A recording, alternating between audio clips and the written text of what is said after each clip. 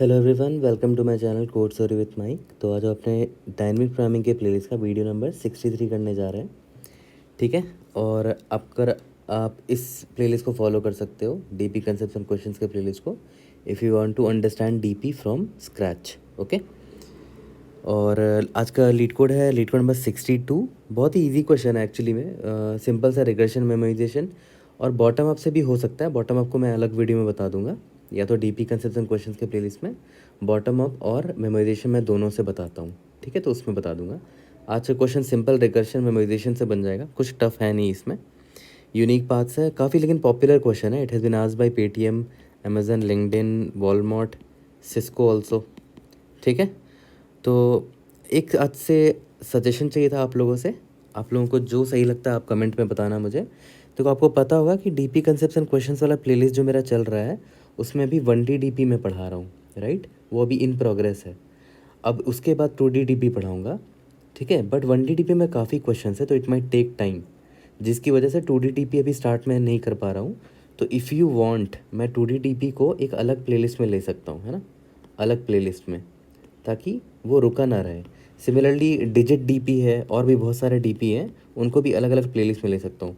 अगर मैं वैसे अलग अलग प्लेलिस्ट बनाऊँ, if it is fine for you guys, do let me know. ठीक है, तो इसमें मुझे इनपुट चाहिए आप लोगों का, कमेंट करके बताना। ओके। और क्वेश्चन बहुत सिंपल सा है। एक रोबोट है, M×N ग्रिड में उसको रखा गया है। ठीक है, टॉप लेफ्ट कॉर्नर यानी कि 0,0 पे वो खड़ा है। Robot tries to move to the bottom right, उसको M-1 N-1 में जाना है। ठीक है, और रोबोट सिर्फ दो ही डायरेक्शन में मूव कर सकता है, या तो डाउन या तो राइट। ठीक है, at any point in the time. Given 2 integers M और N दे दिया है आपको, जो ग्रिड है उसका रो और कॉलम दे दिया है। Return the possible unique paths, कितने ऐसे यूनिक पाथ है that the robot can take to the reach the bottom right corner. ठीक है, काफ़ी सिंपल सा क्वेश्चन है देखा जाए तो। ये एग्जांपल देख लो, M=3 N=2 है, तो आंसर है 3। मतलब टोटल 3 पॉसिबल वेज हैं कि रोबोट जो है ना यहाँ से ये फिनिश लाइन तक जा सके, फिनिश सेल तक। देख लेते हैं वो 3 पॉसिबिलिटीज़ क्या क्या हैं। सबसे पहला पॉसिबिलिटी देखते हैं। अगर ये यहाँ से राइट गया, ठीक है, राइट से यहाँ पर नीचे लेफ़्ट गया, और सॉरी डाउन गया, यहाँ से भी डाउन गया, तो एक पाथ ये हो गया। ठीक है, दूसरा पाथ क्या हुआ, यहाँ से अगर ये डाउन गया, फिर राइट गया, फिर डाउन गया। तीसरा पॉसिबिलिटी क्या है कि डाउन फिर राइट। तो टोटल 3 पॉसिबल वेज हैं, और कोई यूनिक वेज नहीं है, यही 3 पॉसिबल वेज है। तो देखा जाए तो question is very simple. I know कि आप सब ने बना रखा है, बना लिया होगा ऑलरेडी इस क्वेश्चन को। देखा जाए तो क्या करना है आपको, किसी भी सेल I, J से रोबोट को कहाँ कहाँ मूव कर सकते हैं, या तो डाउन या तो राइट। डाउन मतलब I+1, J पे चला जाएगा, राइट मतलब I, J+1 पे चला जाएगा। और जैसे ही वो M-1 N-1 पे पहुंच गया, मतलब I जब बराबर हो जाएगा M-1 पे, एंड उसी वक्त J बराबर हो जाएगा N-1 पे, इसका मतलब क्या हुआ कि वो फिनिश लाइन पे पहुंच गया, एक पाथ उसको मिल गया। ठीक है, इसी तरह सारे पॉसिबल पाथ्स का सम निकाल लेंगे हम लोग। ठीक है, तो बहुत सिंपल सा इसका फंक्शन होगा, सॉल्व। मुझे ये तो पता ही है कि वो 0,0 पर खड़ा है, राइट, है ना। तो 0,0 मैंने कॉल कर दिया, और इसका रिकर्शन देखो कितना सिंपल होगा। यहाँ पर I और यहाँ पर J ले लिया हमने। ठीक है, जब मैंने बता दिया था ना कि अगर I== M-1 हो जाता है, एंड J== N-1 हो जाता है, सिंपली रिटर्न क्या कर दो, 1 कर दो कि एक पाथ मिल गया है जहाँ पर आप फिनिश तक पहुँच गए हो। ठीक है, लेकिन हाँ ये भी चेक कर लेना कि I should be less than 0, sorry I should be greater than, sorry अगर I लेस देन 0 होता है, या फिर I= M हो जाता है, या फिर J लेस देन 0 हो जाता है, या फिर J=N हो जाता है, तो ये तो इनवैलिड है ना, इनवैलिड, आउट ऑफ बाउंड हो गया, आप तो रिटर्न 0 कर देना। ठीक है, ये तो सिंपल था। इसके बाद मैंने क्या बोला कि 2 पॉसिबल वेज हैं, एक कि वो अगर राइट चला जाए। ठीक है, तो राइट से जितने वेज आते हैं निकाल लेते हैं। सॉल्व I, J+1 हो जाएगा क्योंकि राइट जा रहा है, और दूसरा पॉसिबिलिटी क्या है कि वो डाउन जाएगा। ठीक है, तो डाउन में क्या होगा, सॉल्व I+1, रो बढ़ जाएगा ना, और जो कॉलम वही रहेगा।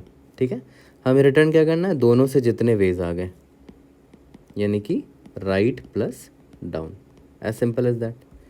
ठीक है, बहुत ही सिंपल था। और आपको मेमोराइज़ करने के लिए सिर्फ 2D DP अरे लेना पड़ेगा। देखो 2 वेरिएबल्स चेंज हो रहे हैं, तो मैं सिंपल सा 2D अरे ले लूँगा मेमोराइज़ करने के लिए। ठीक है, बहुत सिंपल सा प्रॉब्लम है ये एक्चुअली में। तो आई होप आपको समझ में आ गया होगा। जल्दी से कोड करते हैं, इसको फिनिश करते हैं। और टाइम कॉम्प्लेक्सिटी सोचो कि कैसा होगा।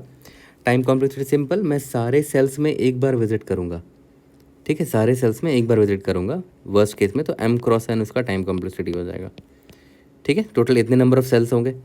ठीक है, और कोड C++ में मैं करूँगा, और जावा जो है वो आपको गिटहब लिंक मिल जाएगा डिस्क्रिप्शन में उसमें, या तो मैं कमेंट में भी लिख देता हूँ जावा कोड। ठीक है, तो चलो जल्दी से लीड कोड में इसको फिनिश करते हैं। तो चलो जल्दी से इसका कोड करके इसको फिनिश करते हैं। ठीक है, और चलो स्टार्ट करते हैं। सिंपल सा मैं क्या बोला, मैं सिंपल रिटर्न सॉल्व कॉल कर दूंगा। 0,0 से स्टार्ट करूँगा क्योंकि रोबोट वहाँ पर खड़ा है अभी। m,n भेज देते हैं। ठीक है, चलो सॉल्व लिख लेते हैं। सिंपल सा है, जैसे अपना एक्सप्लेन करके बताया था, int i, int j। ये करंटली रोबोट यहाँ पर है, int, int m। ठीक है, पहले तो आउट ऑफ बाउंड का चेक डाल दो। अगर i लेस देन 0 हो गया, या फिर i greater than equal to m हो गया, या फिर j लेस देन 0 हो गया, या फिर j greater than equal to n हो गया, तो रिटर्न 0 कर दो, आउट ऑफ बाउंड हो गया। If i is equal to m-1 and j is equal to n-1 हो गया, तो रिटर्न 1 कर दो। एक पाथ मिल गया है m-1 n-1 पहुंचने का। ठीक है, और सिंपल मैंने क्या बोला था, इंट अगर वो राइट में जाता है, ठीक है, अगर राइट में गया तो रो तो सेम रहेगा, कॉलम चेंज होगा m,n। और अगर वो डाउन जाता है, ठीक है, 2D DP में यही चीज़ अच्छा होता है, काफ़ी इजी होता है ऐसे, है ना, रिलेशन लिखना। डाउन जाएगा तो i+1 होगा, j वही रह जाएगा, m,n होगा। ठीक है, रिटर्न क्या करना, right plus down. Simply submit करके डायरेक्टली देख लेते हैं कि विदाउट मेमोराइजेशन पास हो पा रहा है कि नहीं। Let's see if able to pass all the example test cases. Indeed yes, हमें टाइम लिमिट एक्सीड मिल चुका है जैसा एक्सपेक्टेड था। तो इसको मेमोराइज कर देते हैं, 101,101 ले लेते हैं, क्योंकि कंस्ट्रेंट में मैक्सिमम लेंथ 100 दे रखा है। ठीक है, और सब कुछ कॉल करने से पहले ही चेक कर लूँगा, if T of i, j is not equal to -1, तो रिटर्न कर देना टी ऑफ i, j।